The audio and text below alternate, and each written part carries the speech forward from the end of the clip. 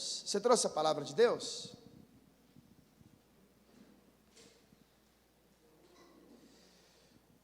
Procure aí, por gentileza, o Evangelho segundo escreveu o apóstolo João. Evangelho segundo escreveu o apóstolo João, capítulo de número 13.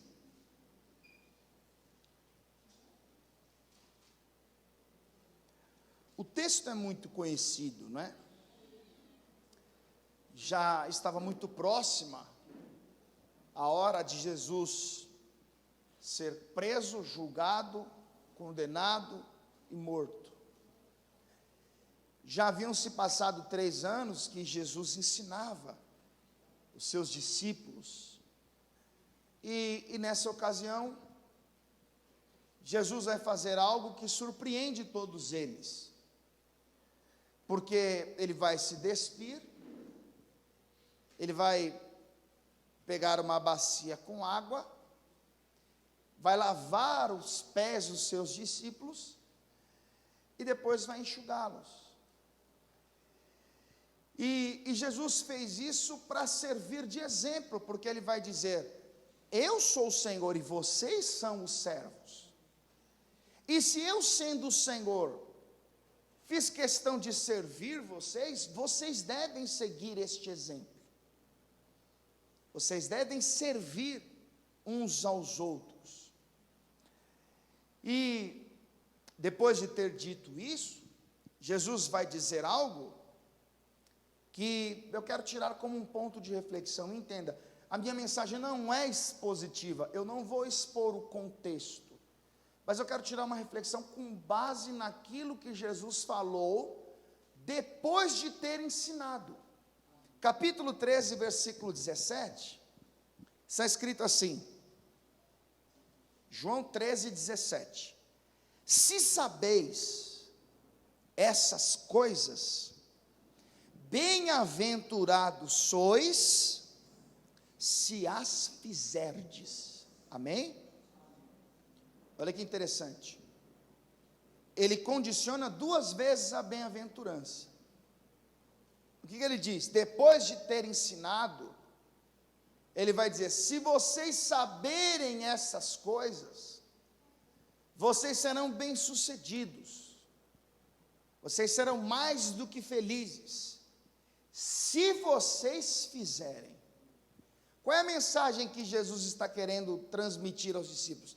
Não basta saber, tem que fazer.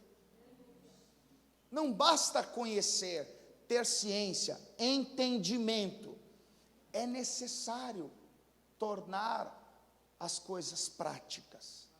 É isso que Jesus está querendo ensinar e é com base nisso que eu quero tirar uma reflexão. Curva a sua cabeça, feche os olhos, por favor. Pai Santo, mais uma vez com o coração cheio de gratidão e de alegria, nós estamos aqui reunidos em Teu nome, e agora para ouvir, Senhor, a Tua voz, ouvir a Tua palavra, e como de costume, eu coloco a minha vida nas Tuas mãos e peço que o Teu Espírito Santo fale através da minha vida. E todos os meus irmãos aqui presentes, assim como eu, sejam ministrados pelo poder da Tua palavra, Pai. E assim também te peço que o Senhor fale com os nossos irmãos que nos acompanham pelas redes sociais, e aonde esta palavra chegar, que o Senhor cumpra todos os propósitos que o Senhor tem a realizar através dela, Pai. Que assim seja feito, em nome do Senhor Jesus, amém, e graças a Deus. Pode sentar no seu lugar, por favor. Já haviam se passado 3 anos, e aqueles 12 seguidores de Jesus, neste período de tempo, eles aprenderam muitas coisas.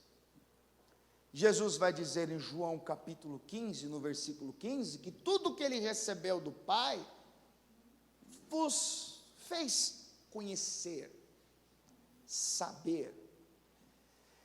E entenda uma coisa, o conhecimento, o entendimento, é extremamente necessário para o nosso desenvolvimento como servos do Senhor. O entendimento, o conhecimento, ele é muito importante, por exemplo, num processo de libertação. Quando você lê a segunda carta de Pedro, capítulo de número 2, versículo de número 20, ele fala de se escapar das corrupções do mundo, pelo conhecimento do Senhor e Salvador Jesus Cristo. Jesus mesmo vai dizer em João capítulo 8, no versículo 32, o seguinte: conhecereis a verdade, e a verdade vos libertará. Então, a importância de se conhecer a Cristo, a verdade, o Santo Evangelho, é que ele pode gerar a libertação. O conhecimento, ele é extremamente importante para o crescimento espiritual. Segunda carta de Pedro, capítulo 3, versículo 18, está escrito assim: antes, crescei na graça e no conhecimento do nosso Senhor e Salvador Jesus Cristo. Por isso que em Oséias, capítulo 6, versículo 3, está escrito assim: então, conheçamos e prossigamos em conhecer o Senhor.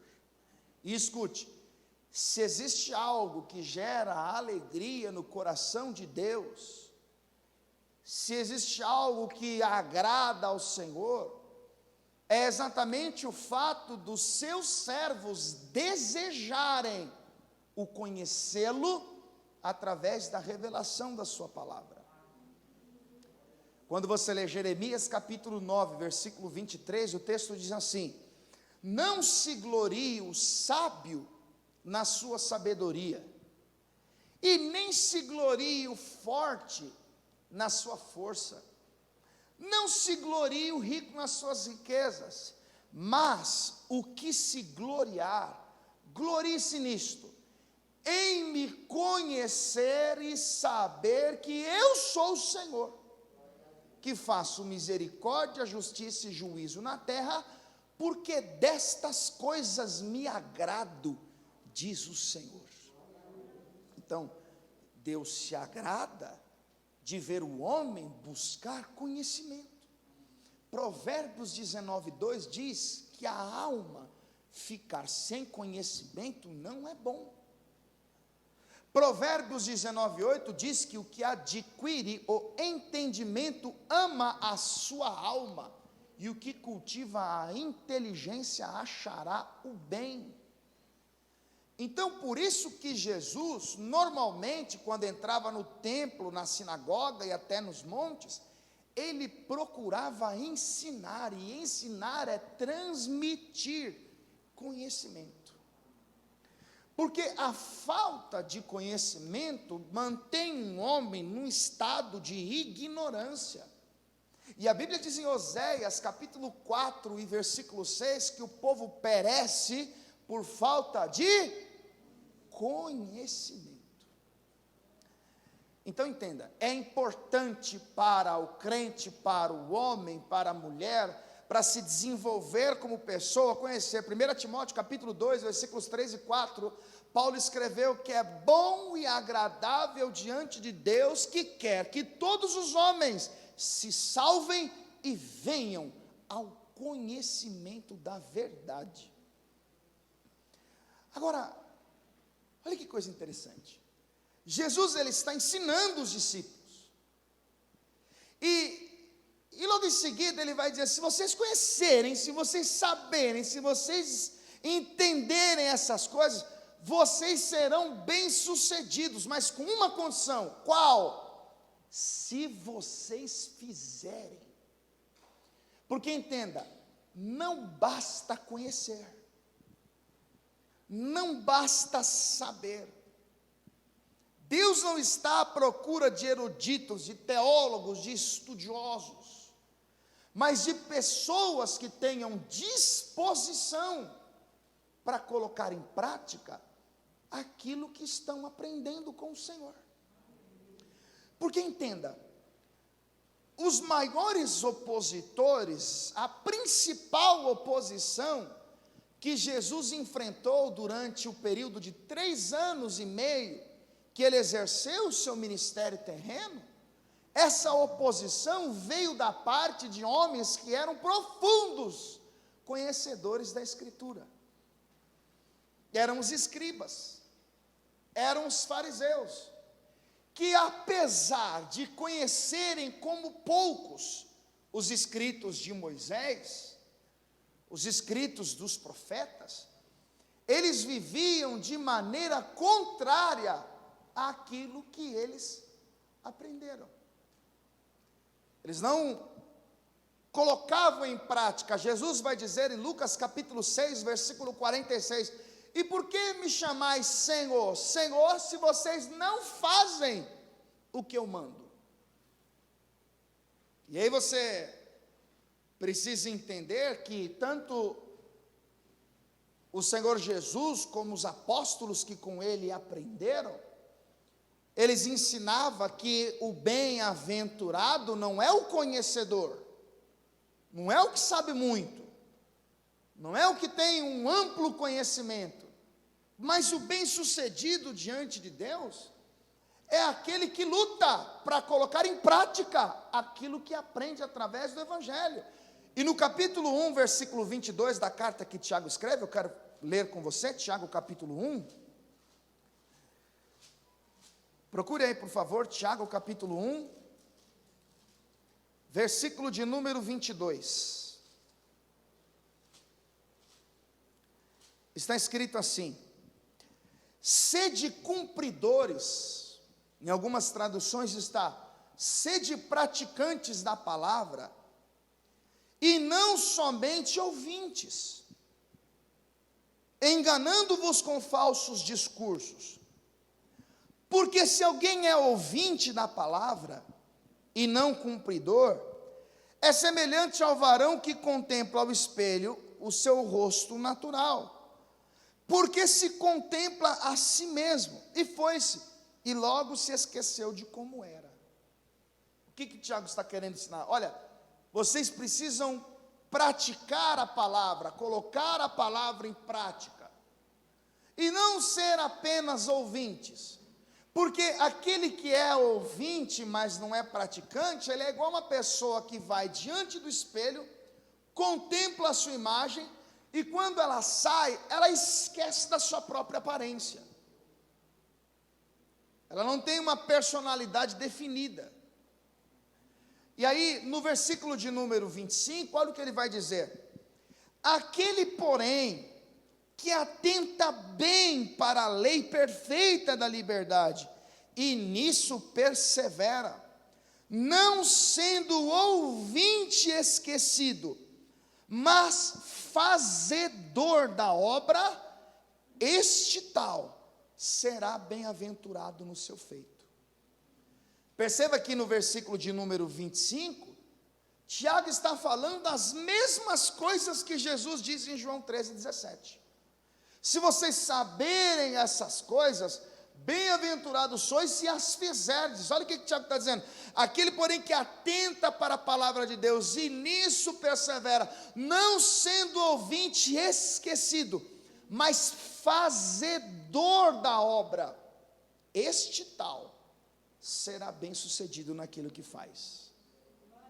Perceba que há uma condição entre o conhecer, o saber e o fazer. Quando Deus estava nomeando, designando Josué para introduzir a nação de Israel em Canaã, Deus vai dar a Josué o caminho do progresso, a receita para que ele seja bem-sucedido na sua missão. Josué capítulo 1, versículo 8, Deus vai dizer para Josué: não se aparte da sua boca o livro dessa lei, antes medita nele, de dia e de noite, para que tenhais o cuidado de fazer, conforme tudo quanto nele está escrito, e então farás prosperar o teu caminho, e então prudentemente te conduzirás. O que Deus está falando para Josué? Josué, presta atenção na minha palavra, presta atenção no que está escrito, medita de dia, medita de noite, e tenha o capricho, o zelo, o cuidado em viver conforme o que está escrito, e aí você vai ver o seu caminho prosperar. Por que Deus estava dizendo isso? Porque se assim Josué procedesse, quem iria prosperá-lo seria o próprio Deus. Quem iria tornar Josué um homem bem-sucedido seria o próprio Deus. E entenda, era essa maneira como Deus tratava Israel. Deus fazia promessas ao povo, de estar com eles o tempo todo, e de abençoá-los por todos os lugares onde eles estiverem, mas Deus condicionava a sua promessa à obediência do povo, ao estilo de vida deles. Volta aqui para o Antigo Testamento, procure o livro de Deuteronômio capítulo 28, a nação está acampada diante do Monte Gerizim. Deus está preparando a nação para entrar em Canaã, a terra que ele havia prometido. E então, do capítulo 28, versículo 1 até o versículo de número 14, Deus vai fazer uma série de promessas, se comprometendo em abençoá-los, em fazê-los prosperar. Agora observe que Deus vai condicionar a obediência, mostrando ao povo que eles iriam receber aquilo que Deus havia prometido, se eles guardassem aquilo que Deus falava.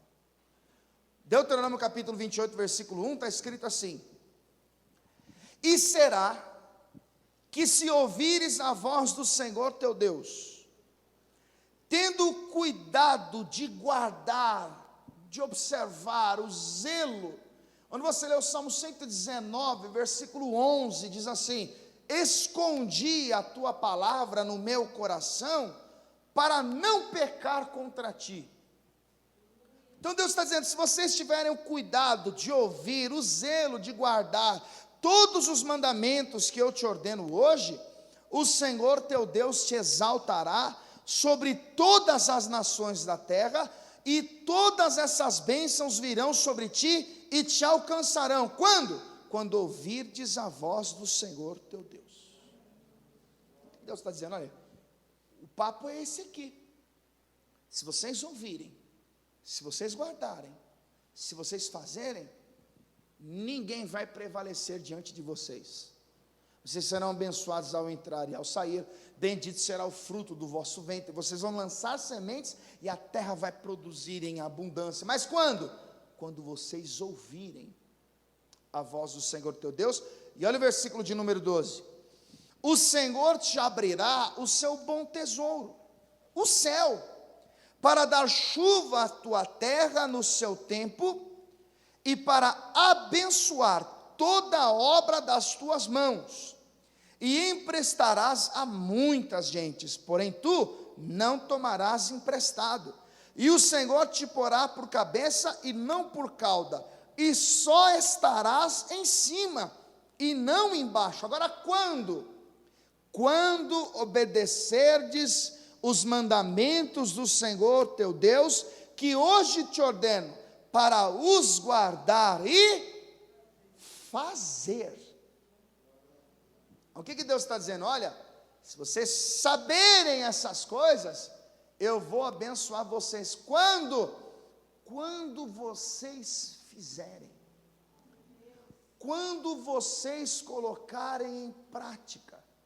Então, há uma promessa de Deus para a nação de Israel. O que Deus quer? Abençoá-los, prosperá-los. O que Deus quer? Honrá-los. Deus não os tirou do Egito para eles padecerem na terra que ele havia jurado. Então o que Deus faz? Deus se compromete em abençoar o seu povo em tudo aquilo que eles fizerem, desde que o que eles fizerem seja aquilo que eles aprenderam com o Senhor. Quem entendeu isso aqui, diga amém. Então há um acordo. E aí quando nós paramos, mediante aquilo que nós ouvimos até então, nós precisamos entender que como igreja do Senhor, nós servimos o mesmo Deus. E nós temos um infeliz costume de achar que tudo é pela graça. Irmão, presta atenção nisso. A Bíblia diz em Efésios 2:8 que pela graça nós somos salvos. A salvação não é por mérito. A salvação não é merecimento. Não existe nada que possamos fazer para merecermos a salvação. A salvação Deus nos deu de graça, é um presente. Agora entenda, as bênçãos de Deus podem ser o resultado das nossas obras. A graça é para salvar, mas os galardões, as recompensas, são resultados da obra das nossas mãos, do nosso estilo de vida, daquilo que nós praticamos. Por isso que Deus vai dizer, olha, eu coloco diante de vocês a vida e a morte, a bênção e a maldição. E Deus diz, escolhe, pois, a vida para que vivas. Quando você lê Malaquias 3:16, diz assim, ó, e outra vez vereis a diferença do ímpio e do justo, entre aquele que serve a Deus e aquele que não serve. Jesus vai dizer em Apocalipse, eis que cedo venho, e o meu galardão está comigo para dar a cada um segundo as suas obras. Então a salvação é um favor, nós não merecemos, porém, as bênçãos de Deus, elas podem ser atraídas através da obediência, através do comprometimento com a sua palavra, e tornando prática as coisas que nós aprendemos através da pregação do Evangelho. Agora o problema é que a grande maioria dos irmãos não coloca em prática o que aprendem, não fazem o que está sendo ensinado, e vivem a expectativa de receber aquilo que Deus prometeu aos que andam em obediência. É por isso que tem muita gente frustrada na igreja. E perceba, o próprio Senhor Jesus que disse, se vocês saberem essas coisas, vocês serão bem-sucedidos, se vocês fizerem. A Bíblia diz em Tiago 4:17, aquele que sabe fazer o bem e não faz, comete pecado. E às vezes nós pecamos por deixar de fazer aquilo que devíamos fazer. E às vezes não vivemos as realizações daquilo que nós buscamos, porque estamos andando de maneira contrária àquilo que Deus pediu que fizéssemos.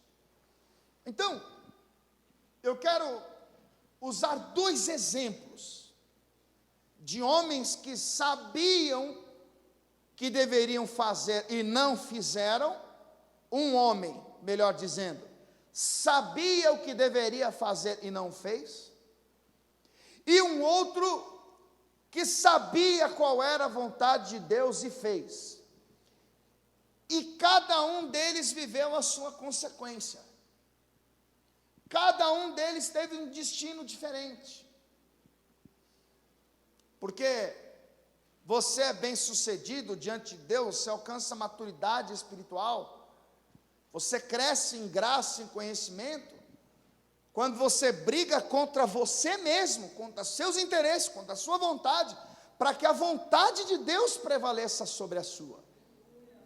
E quando a vontade de Deus prevalece contra a sua, naturalmente você vai começar a fazer aquilo que você sabe que é o seu dever. E eu queria começar pela vida de um rei que assumiu o reinado de Judá quando era muito novo. E você deve entender que o rei que governava a nação, ele tinha a obrigação de conhecer a constituição da época. Eles tinham que conhecer aquele código de ética, aquele conjunto de 613 ordenanças instituídos por Moisés, que eram para a Israel as leis de Deus. E o rei Acás, e Acás quer dizer possuidor, conhecendo a vontade de Deus, ele decidiu agir de maneira contrária. Vá comigo para o segundo livro das Crônicas, capítulo 28. Segundo livro das Crônicas, capítulo 28, e deixa essa página marcada se você puder. Segundo livro das Crônicas, capítulo de número 28. Está escrito assim, versículo 1. Tinha Acás 20 anos de idade, quando começou a reinar, e 16 anos reinou em Jerusalém. Aí veja, e não fez o que era reto aos olhos do Senhor, como Davi seu pai. Ele era da dinastia de Davi, 10 gerações após Davi. Ele tinha os exemplos de Davi, como Davi se tornou bem-sucedido. Ele sabia do temor, a devoção de Davi, mas apesar de saber o que era certo, ele decidiu não fazer. E ao invés disso, olha o versículo 2, antes, andou nos caminhos dos reis de Israel, e demais disso, fez imagens fundidas a Baalins. Deus havia, em Êxodo capítulo 20, do versículo 1 ao 4, dito, não terás outros deuses diante de mim, não farás para ti imagens de escultura, e nem alguma representação do que há no céu, na terra ou debaixo da terra, e nem te encurvarás a ela. Porque a Bíblia diz em Isaías 42, 8, que Deus não divide a sua glória com ninguém, e nem o seu louvor às imagens de escultura. Então sempre foi abominável a Deus que o seu povo repetisse as práticas pagãs dos cananeus. E para você entender um pouco melhor acerca do pecado de Acás, deixe essa página marcada, por favor, e volte lá para Deuteronômio, agora no capítulo 18. Livro de Deuteronômio, capítulo de número 18. E só para te lembrar, Deuteronômio quer dizer repetição. Então, o que está escrito em Deuteronômio é a repetição do que foi escrito em Êxodo, Levítico e Números. É quando Deus, mais uma vez, diz algo que ele já havia dito em uma outra ocasião.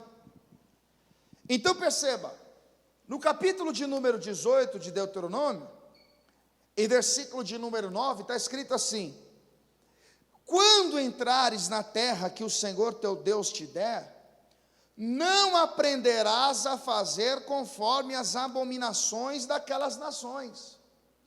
O que Deus está querendo dizer? Olha, vocês vão entrar na terra dos cananeus, e os cananeus, assim como os egípcios, eles têm uma ampla variedade de deuses. Não repitam este erro.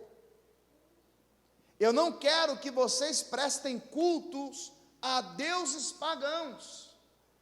Eu não quero que vocês vivam como eles, adorando estátuas, adorando imagens, venerando animais, oferecendo sacrifícios e cometendo atrocidades para agradar essa divindade. Olha o versículo de número 10. Entre ti não se achará quem faça passar pelo fogo o seu filho ou a sua filha. Por que ele está dizendo isso? Porque havia um deus pagão chamado Moloque, e os moabitas tinham o costume de, para homenagear Moloque, eles pegavam os próprios filhos e queimavam vivos em oferenda ao deus Moloque. Por isso que Deus está dizendo: entre vocês, que não ache alguém que faça passar o seu filho ou a sua filha no fogo. Aí veja a continuação do versículo 10. Nem adivinhador, nem prognosticador, nem agoureiro, nem feiticeiro, nem encantador de encantamentos, nem quem consulte um espírito adivinhante, nem mágico, nem quem consulte os mortos. Porque essas práticas de feitiçaria eram práticas dos pagãos cananeus. E Deus está dizendo ao seu povo: vocês vão entrar lá, e vocês vão habitar lá, mas eu não quero que vocês cometam este erro. E a pena era severa, presta atenção nisso, porque, volta aqui para o capítulo 20 de Levítico, Levítico capítulo 20. Levítico capítulo 20. Olha o que Deus está dizendo para Moisés falar ao povo. Levítico capítulo 20 está escrito assim: também dirás os filhos de Israel, versículo 2: qualquer que dos filhos de Israel, ou dos estrangeiros que peregrinam em Israel, der da sua semente a Moloque, certamente morrerá. O povo da terra o apedrejará com pedras.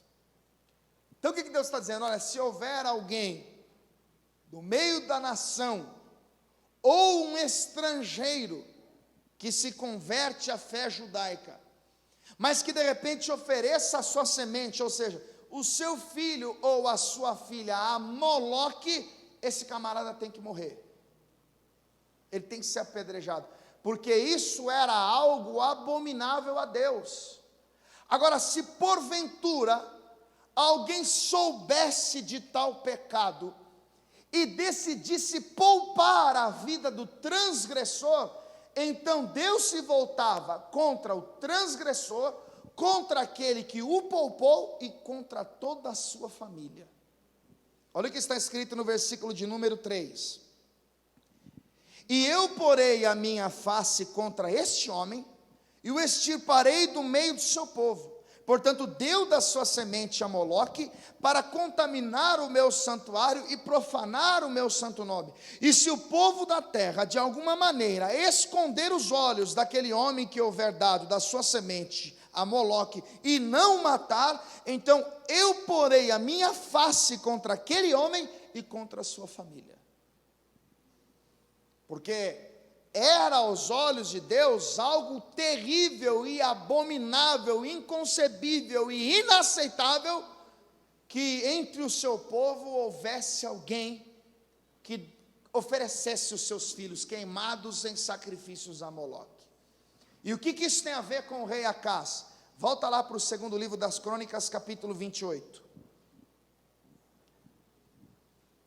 Versículo de número 3, aqui está um dos pecados do rei, que conhecia Deuteronômio 18, que conhecia Levítico 20, que sabia que era abominável aos olhos de Deus, mas apesar de saber que era errado, ele fez. Olha o versículo de número 3, o que está escrito: e também queimou incenso no vale do filho de Rinom, e queimou os seus filhos, conforme as abominações dos gentios que o Senhor tinha desterrado diante dos filhos de Israel. Ou seja, sabendo que era contra a vontade de Deus, sabendo que haveria uma maldição contra ele, contra o povo, como se não bastasse o pecado de ter prestado cultos a Baalins, ele vai oferecer os seus filhos em sacrifício a Moloque, e isso vai suscitar a ira de Deus contra Acás e contra o seu povo. E qual é o resultado disso? Como é que Deus reage à ação daquele moço que sabia qual era a vontade de Deus, mas não fazia? O que é que Deus vai fazer com aquele que conhecia as leis, conhecia os princípios, mas decidiu agir de maneira contrária? Olha as consequências. Versículo de número 5. Pelo que o Senhor seu Deus o entregou nas mãos do rei dos sírios, os quais o feriram e levaram dele em cativeiro uma grande multidão de presos, que trouxeram a Damasco. Também foi entregue nas mãos do rei de Israel, o qual o feriu com grande ferida. Qual foi a consequência na vida de Acás, que sabia qual era a vontade de Deus e não fez? Cativeiros, feridas. Se você observar o versículo de número 19, está escrito: porque o Senhor humilhou a Judá por causa de Acás. Perceba, por saber e não fazer, por conhecer a vontade soberana de Deus e decidir viver de maneira contrária a ela, Acás não somente trouxe uma maldição para si, mas ele trouxe uma maldição para a nação, porque o povo vai viver cativo, o povo vai viver ferido, o povo vai viver debaixo de uma grande humilhação, e tudo porque o seu líder, ele conhecia, ele sabia e não fez. E aí você lê Provérbios 29:2, o texto diz: e quando um ímpio governa, o povo geme, o povo sofre. Talvez você esteja pensando: mas pastor, o que é que isso tem a ver com a nossa vida? Irmão, o crente Acás, ele ouve a palavra. O crente Acás, ele conhece o evangelho. O crente Acás sabe qual é a vontade de Deus, mas apesar disso, ele não faz. Ele vive de maneira contrária. O crente Acás, ele é indiferente em relação à vontade de Deus. E aí você precisa parar e pensar. Porque boa parte dos problemas que as pessoas têm foram causadas por elas. Muitas vezes nós paramos, analisamos, pensamos, entendemos que é errado, mas fazemos. Você quer exemplos? A pessoa sabe que a palavra de Deus diz: não vos prendais a um jugo desigual com os infiéis, porque a justiça não tem comunhão com injustiça, a luz não tem concordância com trevas. Mas apesar de saber, a varoa que está tão carente, o varão que está tão sozinho e precisa tanto de uma pessoa, começa a olhar no arraial dos inimigos, e sabendo que é errado, cria vínculos afetivos, e se apaixona, e vai virar um laço, uma perdição, uma ruína, e logo, a pessoa que até então tinha liberdade em Deus, agora está cativa, agora está cheia de feridas, agora vive uma humilhação, porque ela se arrasta por causa de um homem, ele se arrasta por causa de uma mulher. Você quer outro exemplo? Não tem condição de pagar, ganha pouco, o limite do cartão é alto, sabe que se comprar vai se enrolar, sabe que não tem recurso para honrar o compromisso, mas por causa da ganância, sabendo que não tem como pagar, vai lá e compra. Aí chega a fatura, aí chega as contas para pagar, e aí a pessoa começa a viver uma pressão, uma aflição, uma angústia, porque não tem como honrar o compromisso que assumiu. O crente Acás, ele traz os males para si, ele traz os problemas para si, ele agarra as suas enfermidades, as suas moléstias, os seus tormentos com as próprias mãos. Sabe que os vínculos com as pessoas do mundo são perigosos, sabe que não deveria ir a tais lugares, sabe que deveria priorizar a vontade de Deus. Muitas vezes Deus dá a chance da pessoa se arrepender, E Deus levanta profetas para falar. Mas apesar de saber que isso é errado, ela vai lá e faz. Ela vai lá e age. E o resultado disso tudo vai ser uma inconstância, vai ser uma fraqueza, um desânimo. Não consegue ficar em pé. Levanta e cai toda hora. Um dia tem um pouquinho de fé, outro dia já não tem nada. Um dia tem paz, mas depois vem guerras e guerras e guerras. Porque o crente a casa é assim. Ele vive cativo. O crente a casa vive preso. O crente a casa ele vive governado pelas forças do mal. E tudo porque ele ouve e não pratica. Ele não tem uma base na sua fé. Ele não tem estrutura. Olha o que Jesus diz no Evangelho segundo Mateus capítulo 7. Evangelho segundo Mateus capítulo 7.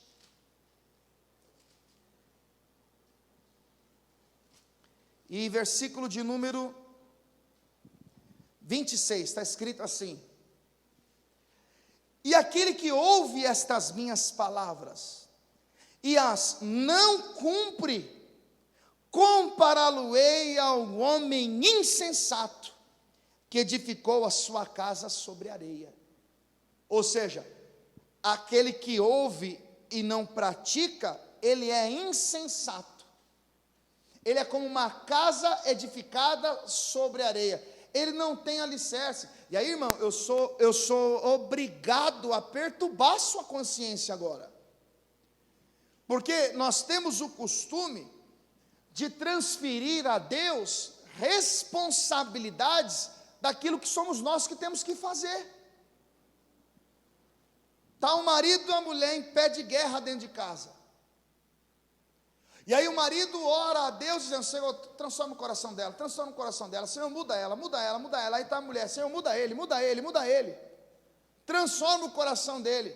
Mas nós sabemos, porque a palavra nos ensina, que nós temos que pedir o perdão, que nós temos que buscar a reconciliação. E o que nós fazemos? Ficamos anos da nossa vida pedindo para Deus fazer as coisas que quem tem que fazer somos nós.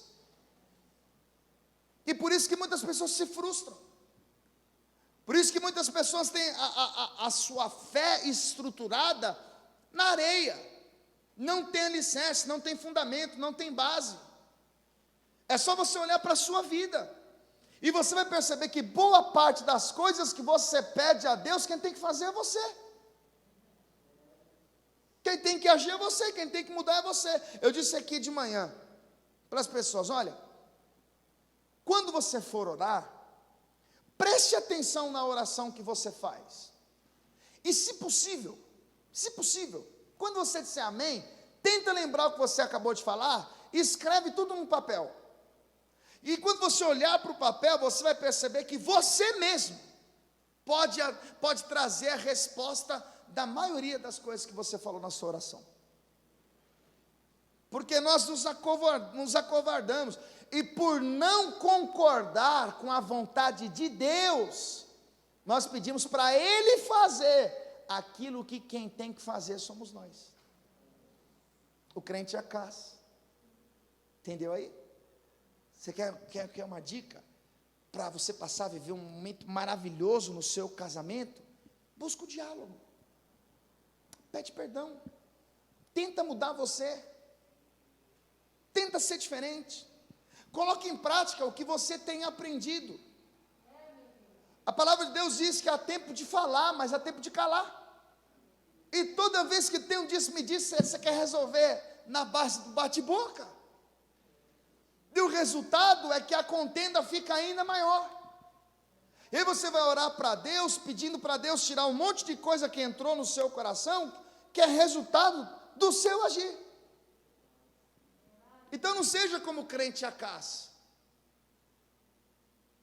Ouve o que Jesus ensina na palavra.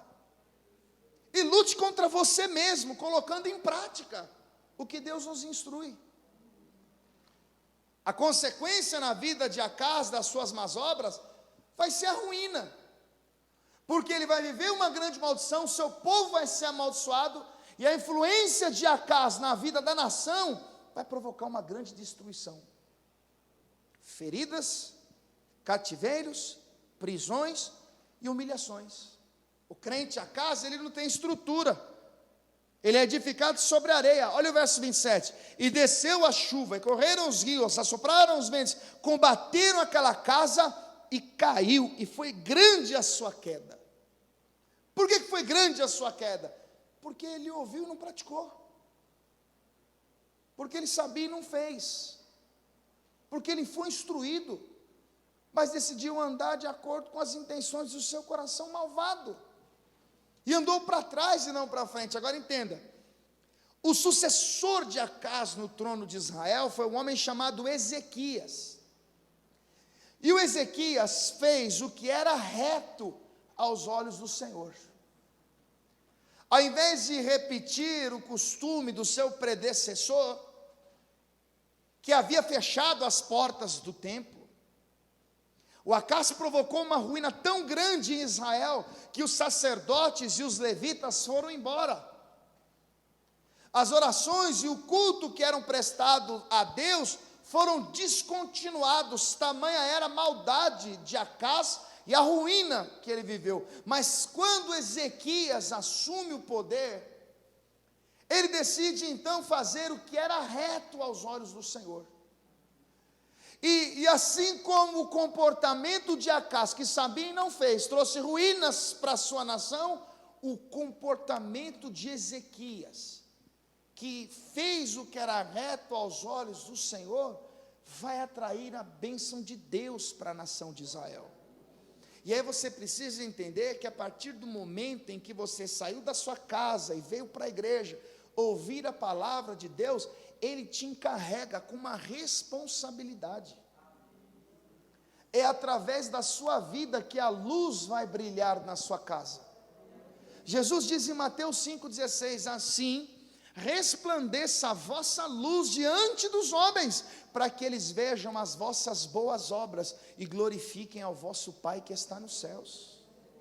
Às vezes, uma decisão errada que você toma,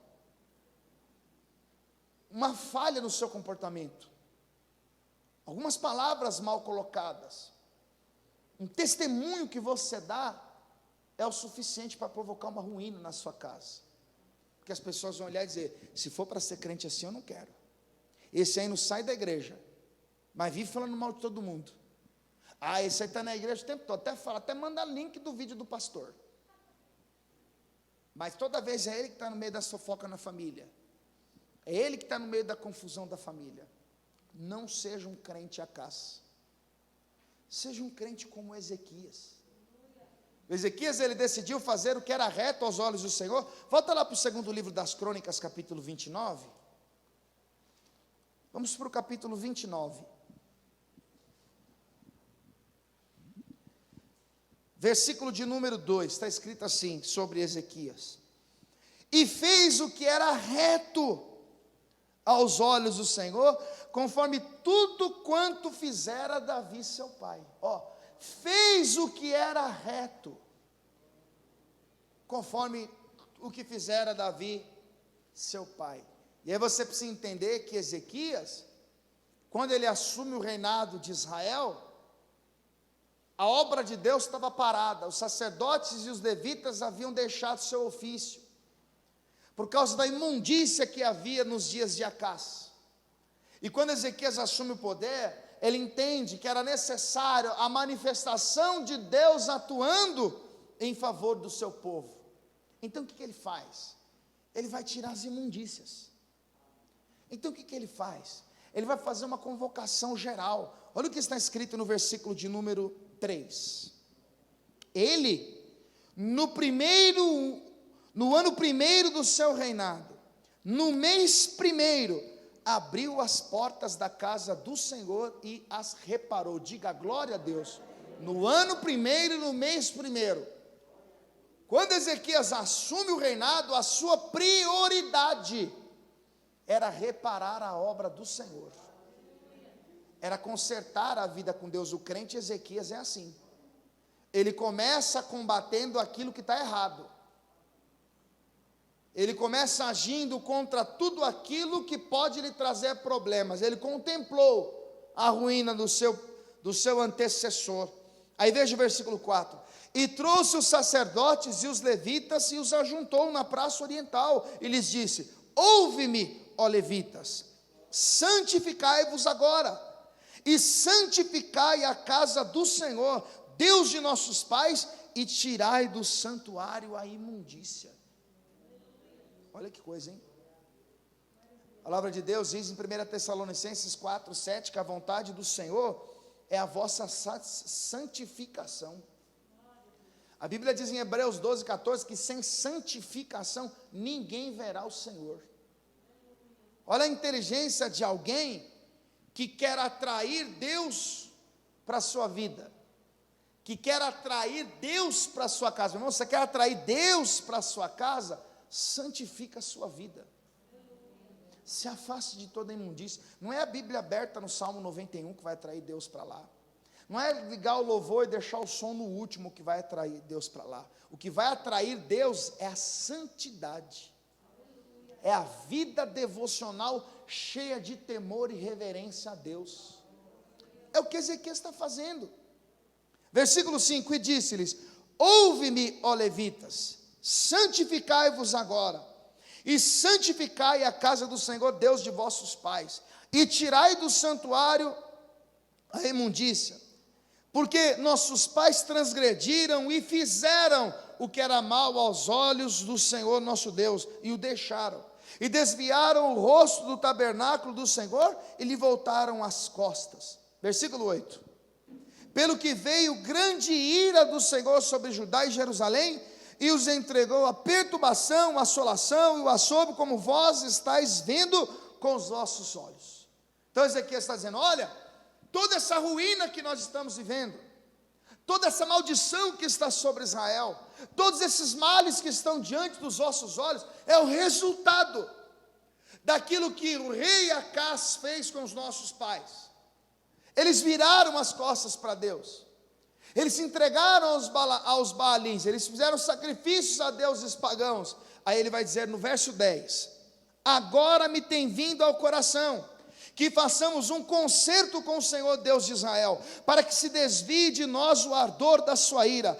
Agora, filhos meus, não sejais negligentes, pois o Senhor vos tem escolhido para estardes diante dele, para o servirdes, e para serdes seus ministros, e para queimardes incenso. Ele está chamando um povo para um concerto, ele está chamando o povo para uma aliança. Meu irmão, talvez Deus te trouxe aqui para um concerto, talvez Deus te trouxe aqui para uma aliança.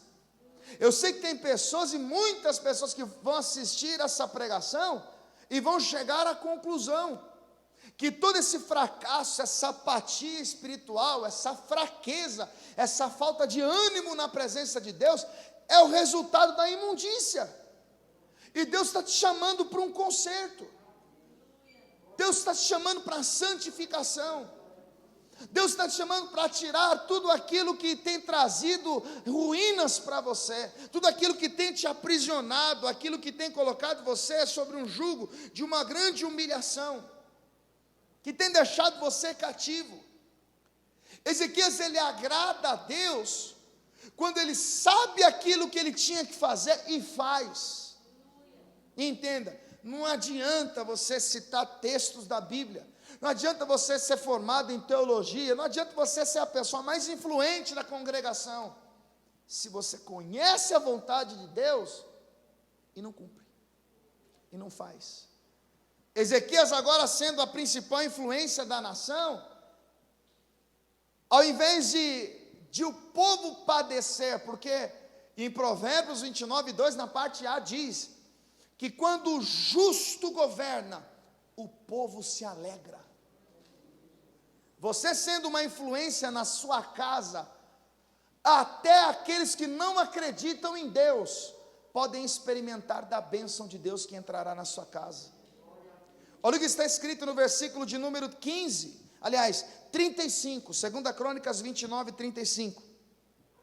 E houve também holocaustos em abundância, com a gordura das ofertas pacíficas, e com as ofertas de vinho para os holocaustos. assim se estabeleceu o ministério da casa do Senhor.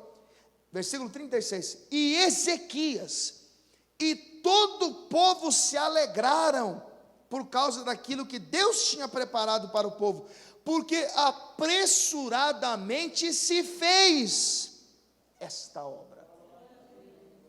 Por que apressuradamente se fez? Porque Ezequias sabia que tinha que fazer. Então, irmão, não deixa para fazer depois não, você está perdendo tempo. Faça agora. Chama para conversar, marca uma reunião. Senta, conversa, esclarece. Talvez as coisas não estão acontecendo, não estão fluindo, estão amarradas. Talvez essa angústia, esse rancor, essa mágoa tem travado a sua vida. E você sabe o que você precisa fazer para mudar tudo isso. Agora veja, um povo que se alegra. Se você observar o capítulo 30, versículo 20, diz assim: e ouviu o Senhor a Ezequias e sarou o povo. Diga glória a Deus. O Senhor ouviu quem? Ezequias. Por que o Senhor ouviu Ezequias?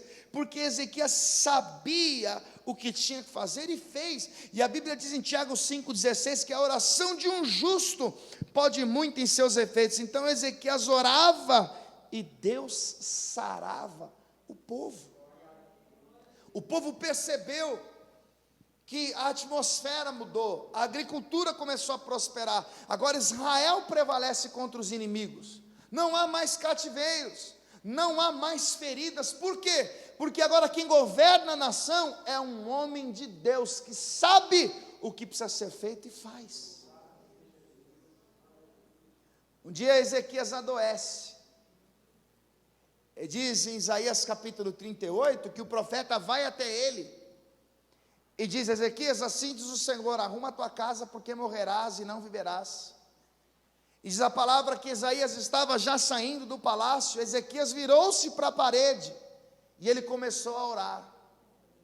E quando Ezequias orou, ele disse: Senhor, lembra-te de que eu te servi com o coração reto, com o coração puro.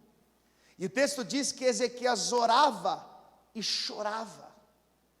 E então, Deus vai falar com Isaías: Isaías, volta lá. E diz a Ezequias que eu acrescentarei 15 anos de vida a ele. Quando você lê Isaías capítulo 43, lá pelo versículo 26, Deus vai dizer assim: entremos em juízo juntamente. Apresente as tuas razões para que eu possa te justificar. Quando Ezequias orou, ele orou com base: Senhor, eu sabia e fiz o que tinha que fazer. Eu conheci a tua vontade e coloquei em prática. Eu restabeleci a adoração, trouxe os levitas e os sacerdotes de volta. Aí Deus: Isaías, volta lá. Pode dizer para ele que ele não vai morrer. Quando Ezequias viveu o seu período de turbulência, vai aqui para Mateus capítulo 7 mais uma vez, porque essa é a diferença daquele que ouve e não cumpre, que é o crente Acás, e daquele que ouve e pratica, que é o crente Ezequias. Porque caem as chuvas, correm os rios, sopram os ventos e combate aquela casa. A casa que está edificada sobre a areia, ela vai cair. A casa do crente Acás, aquele que ouve e não pratica, ela tem um período marcado para vir a ruína, porque ele não tem fundamento, ele não tem estrutura, ele não sabe ser confrontado, ele não está preparado para viver o dia mau, ele não tem uma base, um alicerce. Então, quando vem a perseguição por causa da palavra, ele logo se ofende, como Jesus contou na parábola do semeador, porque ele não pratica. Agora o crente Ezequias não. O crente Ezequias conhece a palavra, e por conhecer a palavra ele sabe que o mestre diz que no mundo nós teríamos aflições. O crente Ezequias, ele está preparado, ele sabe estar abatido, ele sabe ter abundância. O crente Ezequias sabe que apesar de ser obediente a Deus, a doença um dia pode chegar, o prejuízo pode vir. Mas o crente Ezequias, ele tem estrutura para lidar com tudo isso. Por isso que Jesus vai dizer em Mateus capítulo 7, e versículo de número 24: todo aquele, pois, que escuta essas minhas palavras e as pratica, assemelhá-lo-ei ao homem prudente que edificou a sua casa, a sua vida sobre a rocha. Aí ele diz, no versículo 25: e desceu a chuva, e correram os rios, e assopraram os ventos, e combateram aquela casa, e não caiu, porque estava edificada sobre a rocha. Você sabe que Jesus é essa rocha. A doença, quando veio para Ezequias, Ezequias chorou. Mas Ezequias orou e falou com Deus. E Deus reverteu aquele quadro, Deus reverteu aquela situação, porque Deus olhou para Ezequias e viu que havia nele comprometimento com a sua vontade. E o crente Ezequias é assim. Ele sabe que as tempestades vêm. Ele sabe que às vezes as águas do mar da vida ficam agitadas. Ele sabe que um dia vai perder um parente. Ele sabe que um dia perde uma oportunidade. O crente Ezequias, ele sabe que um dia pode surgir uma dor. Que um dia pode faltar grana. Que um dia a despensa pode estar vazia. Mas a diferença do crente Ezequias para o crente Acás é que o crente Acás cai, porque não pratica. Mas o crente Ezequias, ele está firmado na rocha. O crente Ezequias, quando falta o pão, os olhos dele estão voltados para aquele que é o pão da vida.